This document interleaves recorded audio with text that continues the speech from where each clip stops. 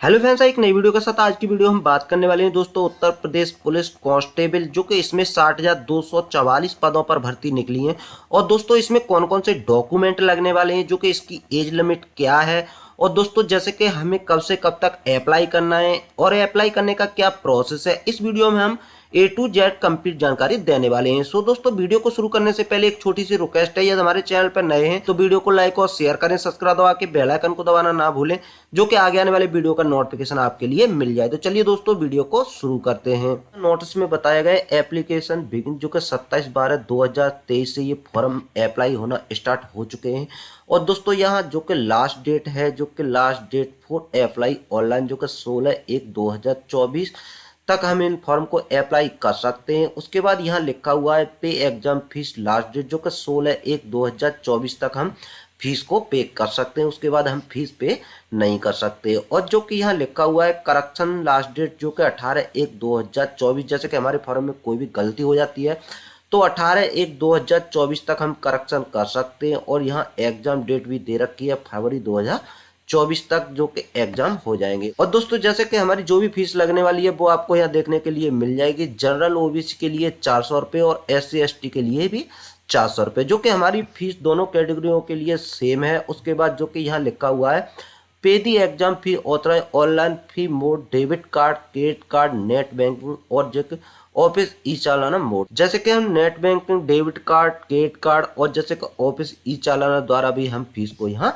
जमा कर सकते हैं। और दोस्तों उसके बाद आपको स्क्रॉल डाउन करके नीचे की तरफ चलना है, जो कि यहाँ आपको लिखा हुआ मिलेगा मिनिमम एज, जो कि 18 ईयर्स होनी चाहिए, जो कि 18 ईयर से कम नहीं होनी चाहिए। और दोस्तों जैसे कि मैक्सिमम एज हमारी 25 ईयर फॉर मेल, जैसे कि मेल के लिए हमारी 25 ईयर होनी चाहिए, 25 ईयर से अधिक नहीं होनी चाहिए। और दोस्तों मैक्सिमम एज जो कि 28 ईयर फॉर फीमेल, जैसे फीमेल के लिए जो कि 28 ईयर से अधिक नहीं होनी चाहिए। उसके बाद जैसे कि दोस्तों इसमें हमें कुछ छूट भी मिलने वाली है, जैसे कि यहाँ बताया गया 26/12/2023 के द्वारा सभी श्रेणी के अभ्यर्थियों की अधिकतम आयु सीमा में 3 वर्ष तक की छूट प्रदान की गई है, जो कि इसमें हमारी 3 वर्ष की छूट भी प्रदान की गई है।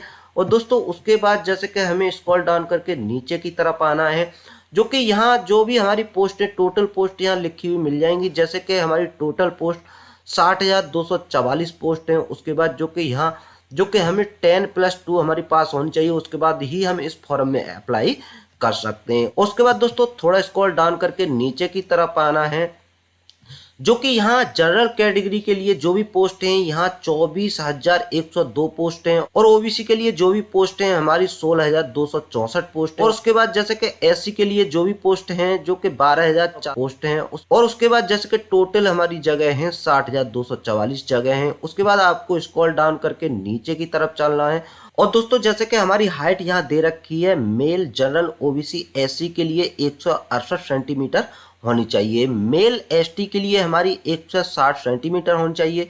और दोस्तों जैसे कि फीमेल ओबीसी एससी के लिए हमारी 152 सेंटीमीटर होनी चाहिए और फीमेल एसटी के लिए हमारी 147 सेंटीमीटर होनी चाहिए। उसके बाद दोस्तों जैसे कि हमारा चेस्ट, यहाँ चेस्ट भी बताया गया है कि हमारा चेस्ट जो कि मेल जनरल ओबीसी के लिए हमारा 79 से जो कि 84 सेंटीमीटर होना चाहिए और फीमेल एसटी के लिए हमारी 77 से 82 सेंटीमीटर होना चाहिए। और दोस्तों जैसे कि फीमेल ओबीसी एससी के लिए एनए, यहाँ हमारी कोई भी सीमा नहीं है। उसके बाद जैसे कि हमें जो भी रनिंग करनी है, रनिंग के लिए हमें जैसे कि मेल के लिए हमें 4.8 किलोमीटर 25 मिनट में रनिंग करनी और है। जैसे कि फीमेल जनरल ओबीसी के लिए जो कि हमें रनिंग 2.4 किलोमीटर जो कि 14 मिनट में रनिंग करनी है। और इसके बाद दोस्तों हम बताएंगे कि आपको फॉर्म किस तरीके से अप्लाई करना है, अप्लाई करने का क्या प्रोसेस है। इसके लिए आपको इस साइट पे आ जाना है। इस साइट का लिंक हम वीडियो के डिस्क्रिप्शन बॉक्स में दे देंगे, वहां से डायरेक्ट ही आप इस साइट पर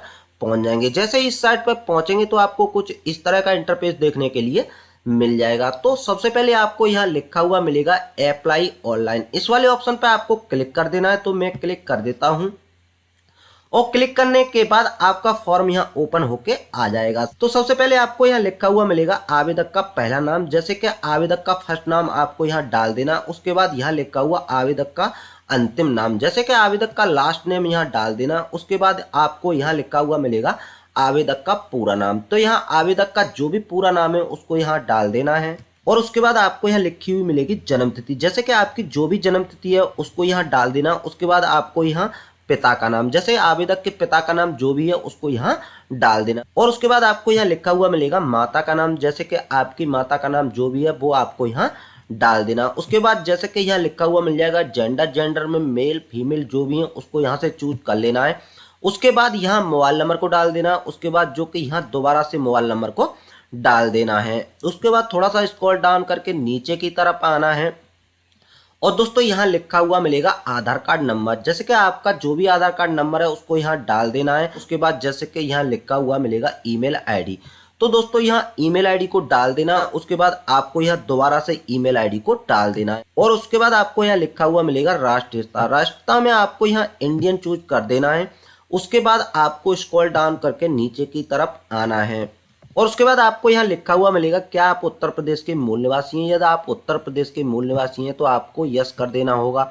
उसके बाद आपको यहाँ लिखा हुआ मिलेगा जैसे कि आप SC ST OBC कैटेगरी के अंदर आते हैं तो आपको यहाँ यस कर देना होगा। तो मैं यहाँ यस कर देता हूँ। और उसके बाद आपको यहाँ लिखा हुआ मिलेगा मूल निवास प्रमाण पत्र निर्गत कराने वाला उत्तर प्रदेश राज्य का प्राधिकारी, और जैसे कि जिसके द्वारा आपका मूल निवास प्रमाण पत्र को जारी किया गया है उसका यहाँ से नाम सेलेक्ट कर लेना है। और उसके बाद आपको यहाँ लिखा हुआ मिलेगा मूल निवास प्रमाण पत्र निर्गत कराने की तिथि, जैसे कि आपका मूल निवास प्रमाण पत्र जिस दिन जारी हुआ है उस दिन की आपको यहाँ डेट डाल देना है। और उसके बाद आपको यहाँ लिखा हुआ मिलेगा मूल निवास प्रमाण पत्र क्रमांक संख्या, जैसे कि मूल निवास प्रमाण पत्र क्रमांक संख्या को यहाँ डाल देना है, यानी सर्टिफिकेट संख्या को यहाँ डाल देना है। और उसके बाद आपको यहाँ लिखा हुआ मिलेगा गृह जनपद, जैसे कि आपका जो भी गृह जनपद है उसको यहाँ से सेलेक्ट कर लेना है। उसके बाद आपको यहाँ लिखा हुआ मिलेगा श्रेणी कैटेगरी, जैसे कि जिस श्रेणी में आते हैं यानी जो भी आपकी कैटेगरी है उसको यहाँ से सेलेक्ट कर लेना है। उसके बाद जैसे कि यहाँ लिखा हुआ मिलेगा श्रेणी प्रमाण पत्र निर्गत कराने वाला उत्तर प्रदेश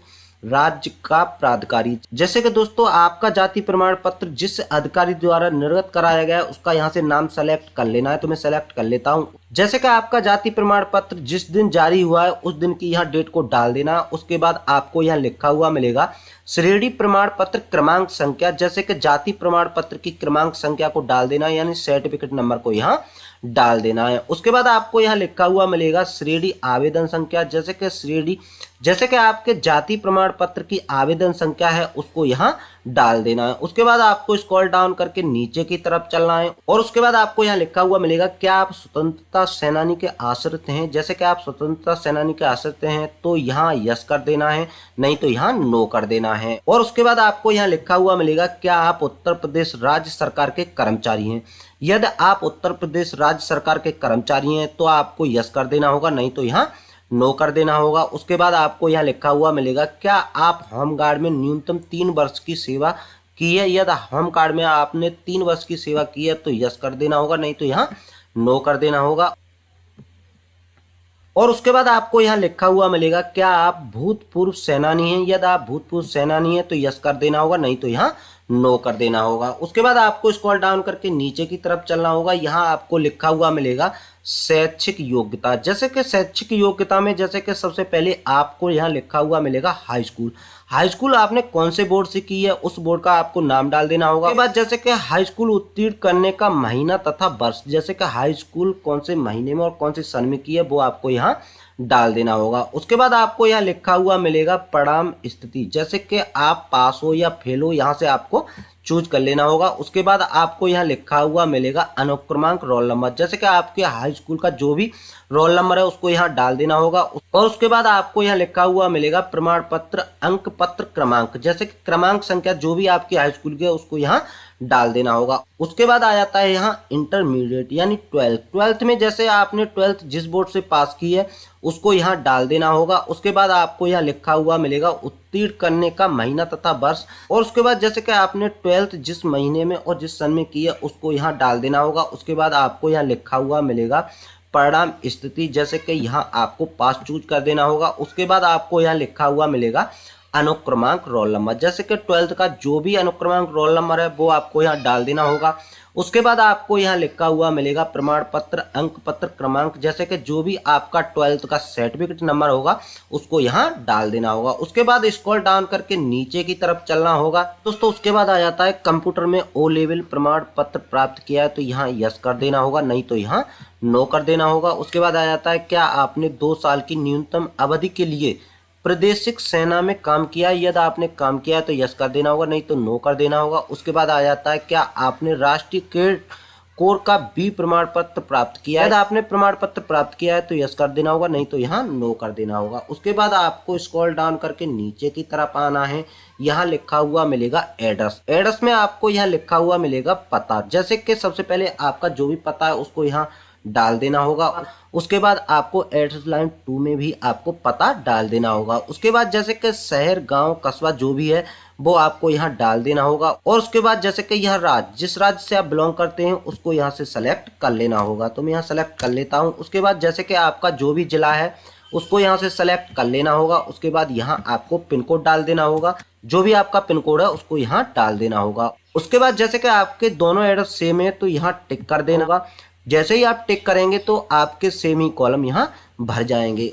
और उसके बाद आपको एक बार फॉर्म को अच्छी तरीके से चेक कर लेना होगा। चेक करने के बाद आपको यहाँ लिखा हुआ मिलेगा सबमिट, तो सबमिट वाले ऑप्शन पे आपको क्लिक कर देना होगा, तो मैं क्लिक कर देता हूँ। और जैसे ही सबमिट वाले ऑप्शन पर क्लिक करेंगे तो आपको कुछ इस तरह का इंटरफेस देखने के लिए मिल जाएगा। उसके बाद जैसे कि एक बार इस फॉर्म को अच्छी तरीके से चेक कर लेना है। चेक करने के बाद आपको स्क्रॉल डाउन करके नीचे की तरफ आना है, जो कि यहाँ आपको कुछ ऑप्शन देखने के लिए मिल जाएंगे, इन पर आपको टिक कर देना है।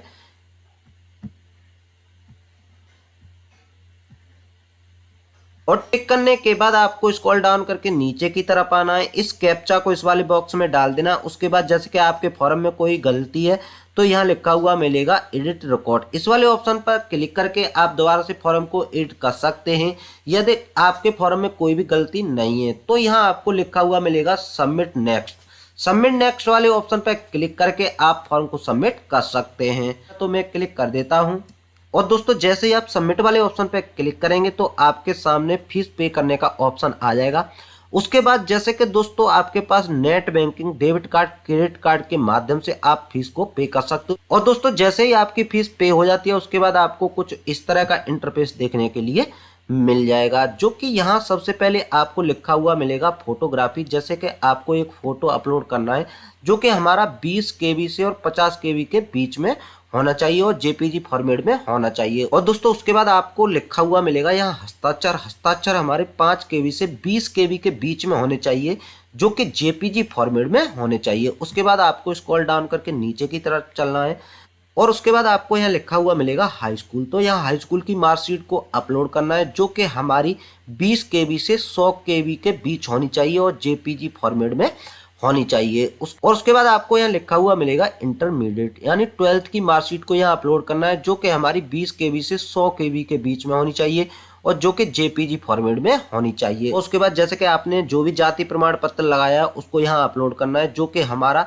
20 KB से 100 KB के बीच होना चाहिए, JPG फॉर्मेट में होना चाहिए। और उसके बाद आ जाता है मूल निवास प्रमाण पत्र। जैसे कि आपने जो भी मूल निवास प्रमाण पत्र को लगाया है उसको यहाँ अपलोड करना है, जो कि हमारा 20 KB से कम नहीं होना चाहिए और 100 KB से अधिक नहीं होना चाहिए। उसके बाद आपको जैसे ही सारे डॉक्यूमेंट को आप अपलोड कर देते हैं उसके बाद यहाँ फाइनल सबमिट वाले ऑप्शन पर क्लिक कर देना है। जैसे ही आप फाइनल सबमिट वाले ऑप्शन पर क्लिक कर देंगे उसके बाद आपको एक स्लिप प्राप्त होगी, उसको आपको प्रिंट कर लेना है। सो दोस्तों हम इसी तरीके से उत्तर प्रदेश पुलिस कांस्टेबल का फॉर्म अप्लाई कर सकते हैं। और दोस्तों वीडियो कैसी लगी, वीडियो अच्छी लगी तो वीडियो को लाइक और शेयर करें, सब्सक्राइब दबा के बेल आइकन को दबाना ना भूलें, जो कि आगे आने वाली वीडियो का नोटिफिकेशन आपके लिए मिल जाए। और दोस्तों मिलते हैं अगली वीडियो के साथ, जब तक के लिए जय हिंद जय भारत।